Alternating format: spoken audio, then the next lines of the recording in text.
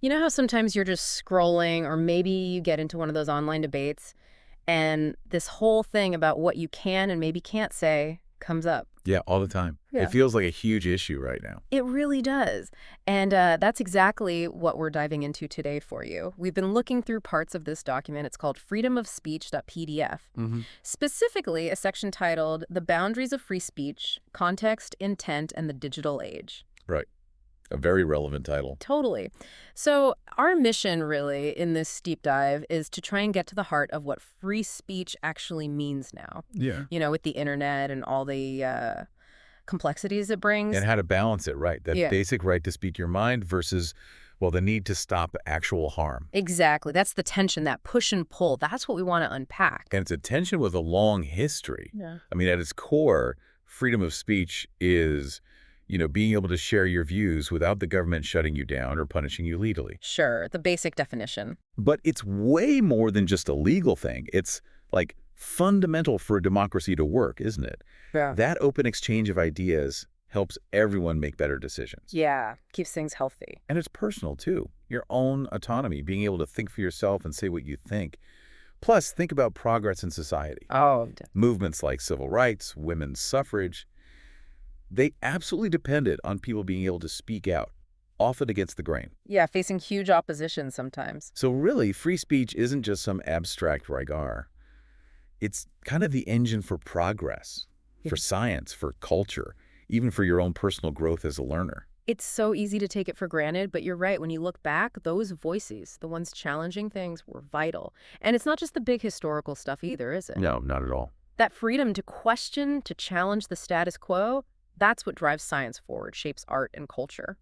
And personally, yeah, it's how we learn and figure things out. Stuff that, well, I know resonates with you listening as a learner. Exactly. And when we start thinking about where the lines might be drawn, where free speech perhaps bumps up against limits, Yeah. there's this really key idea, the harm principle. Ah, John Stuart Mill. That's the one. The basic idea is pretty straightforward. The only good reason to restrict someone's liberty, including what they say, is to prevent harm to other people. Okay. So applying that to speech, the big question becomes, when does expressing an opinion, even one that's unpopular or frankly offensive, actually cross the line into causing real demonstrable harm? And what kind of harm are we talking about? Well, it could be psychological, emotional distress, damage to reputation, Mhm. or even, physical harm. Okay, let's dig into that idea of harm a little more. Because, it feels subjective sometimes. What harms one person might just be like a strong disagreement to another. That's where context and intent become so crucial. It's rarely just words in isolation. Right, how and why they're said. Precisely. Speech always happens in a context. The same sentence can land completely differently depending on the situation and what the speaker is trying to achieve. Like the documents example. Yeah, the joke example is good. Tell a certain joke privately among friends who get it. Maybe harmless, maybe funny in that bubble. Let's say it in public. Totally different story. Could be deeply offensive, cause real hurt, depending on who hears it and the nature of the joke itself. And there's a huge difference between, say, making an argument to inform people versus using words specifically to harass someone or intimidate them or stir up hatred. Gotcha. Intent matters. Context matters. Absolutely key. Yeah. You have to look at both when figuring out those boundaries. Yeah. The internet, it just throws a massive wrench into all this, doesn't it? Oh boy, does it ever. The dynamics online, especially like anonymity and how the algorithms work, they create some really unique problems for free speech. They really do. The digital age brings new wrinkles. Anonymity, for instance. Yeah. It can be good, sure, but it can also lower that feeling of responsibility, Yeah, people say things they'd never say face to face. Exactly. When there's no real name attached, it can, unfortunately, embolden some people to be much more aggressive or harmful than they might be otherwise. And then the algorithms. Right, the algorithms. They basically control so much of what we see online. And they're usually built to maximize engagement, keep you clicking, keep you scrolling, Make money for the platform. essentially. And what's, well, sometimes worrying is that stuff that gets strong emotional reactions, including really extreme views, anger, outrage, that stuff is very engaging. So the algorithm boosts it. Often, yeah. Yeah. It can end up amplifying the most harmful or divisive voices, not necessarily the most thoughtful or accurate ones. So you might think you're seeing a balanced picture, But these hidden forces are kind of curating your reality based on what keeps you hooked. Creating those echo chambers or filter bubbles. Exactly, limiting exposure to different views. And we see the results, all the trolling, the doxing. Yeah, doxing, dumping private info online to target someone. Yeah. Horrible stuff. And just outright hate speech. It seems to, like, thrive in some corners of the internet. And it's not just words, is it? The document mentions the real psychological toll. Real impact. Anxiety, symptoms like PTSD. And it can silence people, right?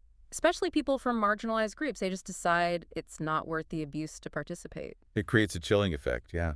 Makes it harder to have those open, inclusive conversations we ideally want. Which leads to this big debate. Yeah, the push and pull again. On one side, you hear people saying, oh, everyone's too sensitive now. You can't say anything without offending someone. The worry is that we're stifling important discussions, you know? Right. That fear of causing offense shuts down debate. But the flip side is just as real, maybe more so for some. The argument that completely unchecked speech is dangerous, especially for groups who've always been targets. For them, it's not just about hurt feelings. It can feel like real threats, constant negativity impacting their actual safety and well-being. So how do you possibly balance that? Protecting expression, but also protecting people's dignity and safety. That's the million-dollar question, isn't it? As the document points out, finding that balance is the core challenge. It's tough. And with the internet adding layers of complexity, it's no wonder we argue so much about regulating speech, about sensitivity versus silencing. Okay, so if, like, total free-for-all speech isn't really workable online, what are the ways we navigate this? The document talks about regulation, consequences. It's important to remember, right? Just because you can say something doesn't mean there are zero consequences. That's such a critical point. Freedom of speech doesn't mean freedom from consequences, especially on private platforms. Like social media sites. Exactly. When those online communities set up rules, community guidelines, and then they enforce them by, say, warning people, muting them, maybe banning repeat offenders, Yeah. the document frames that less as traditional censorship and more like community self-regulation, like any club or group having rules for its members. Okay, that makes sense. The key things there are usually transparency, clear rules everyone can see. Tiered enforcement is good warnings before bans. And, crucially, some way for users to appeal if they think a decision was unfair. So it's about managing the space, not just top-down control. Exactly. The document also mentions something else, like trying to shift the online culture. That feels like a bigger, maybe harder task. Oh, for sure. Longer term, but maybe more fundamental. Changing the norms is vital. So how do you do that? Well, the document suggests things like normalizing reporting abuse, making it feel like the responsible thing to do, not like tattling, Okay. actively encouraging counterspeech. So instead of just letting harmful stuff sit there, you respond with facts, with empathy, with positive messages. Fighting bad speech with better speech. Kind of, yeah, and really trying to cultivate digital empathy, trying to actually understand where other people are coming from online. It's about empowering everyone, users included, to help create better spaces. And that's different from just banning opinions you don't like. Totally different. As the document says, dealing with actual abuse is not the same as suppressing legitimate, even if controversial, viewpoints. Yeah, something you mentioned earlier, anonymity. That really is a double-edged sword, isn't it? It absolutely is. The document lays out both sides really well. That's the good side. Well, it can be incredibly protective. Think about whistleblowers needing to expose corruption without getting fired, or worse. Right. Or dissidents in oppressive regimes. Exactly. Or just people from marginalized groups who might face real-world backlash if they spoke openly under their own name. Anonymity can give them a voice. But the bad side. Yeah, that same shield can be misused. Yeah. It can definitely encourage harassment, make it easier to spread extreme ideologies, and let people dodge accountability for causing harm. So it's not inherently good or bad. Pretty much. The document concludes it's really about how it's managed through platform rules, moderation, but also through us developing social norms about how to use it responsibly.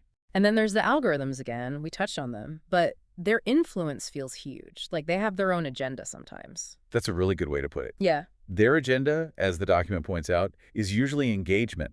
Keep you online longer. Because that's the business model. Right. And unfortunately, what keeps us engaged often involves strong emotions. So the algorithms can end up promoting rage bait. Yeah. Content designed purely to make people angry. Exactly. Or misinformation that gets strong reactions, or just really divisive stuff, not because it's good or true, but because it works to keep eyeballs glued to the screen. So what's the fix for that? It feels like we're just puppets of the algorithm sometimes. Well, there's no easy answer, but the document mentions a few ideas. One is pushing for more algorithmic transparency. So we actually know why we're seeing what we see. Yeah, and maybe get more control over it. Another angle is ethical design, urging platforms to build their systems with user well-being and healthy conversation in mind, not just engagement numbers. That seems like a big shift. It would be. And finally, the idea of content demotion. So instead of outright removing borderline harmful stuff, maybe just reduces visibility so it doesn't spread as easily. Interesting.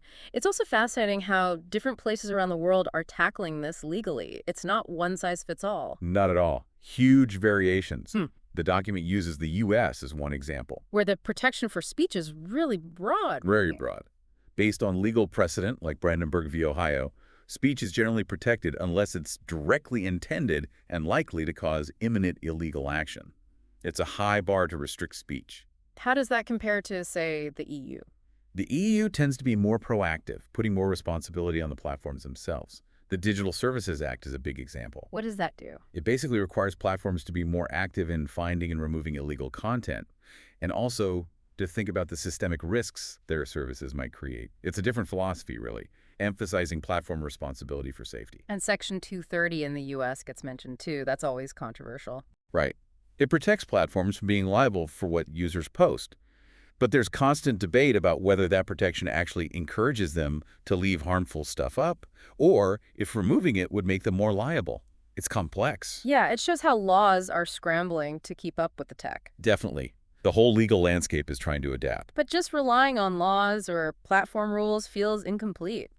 Don't we also need to, encourage better communication ourselves? Absolutely essential. Mhm. The document hits on several strategies for that.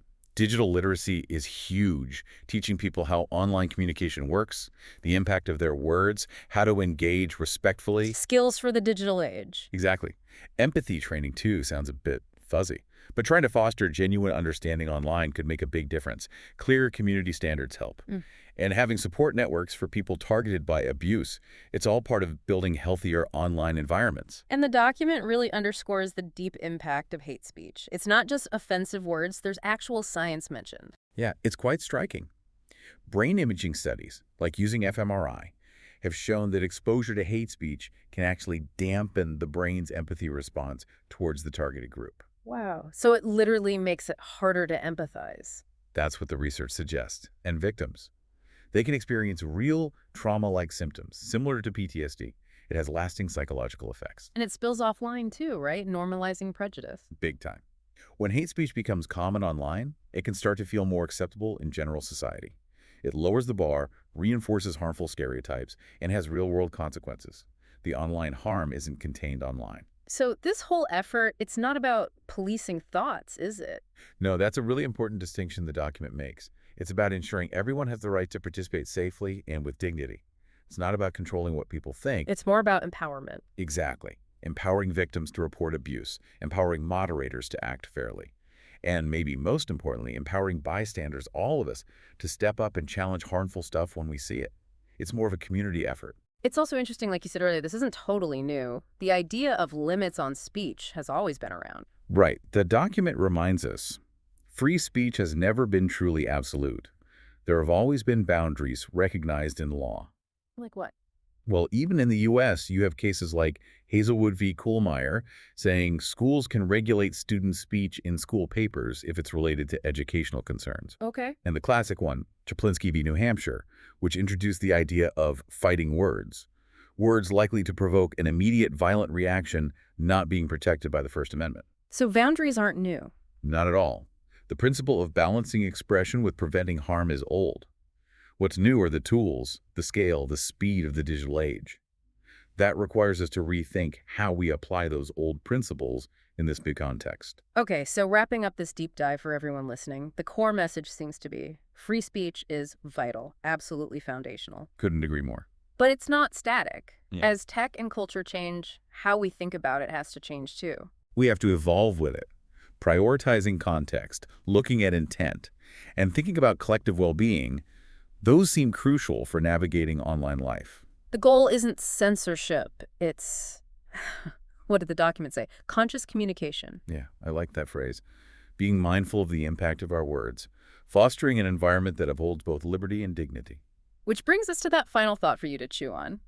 A truly healthy society allows everyone to speak their mind. Mm-hmm. But maybe, just maybe, it's even more important that in such a society, no one should be forced to just endure abuse in silence. Something to think about. What's your role in building that kind of space, online and off?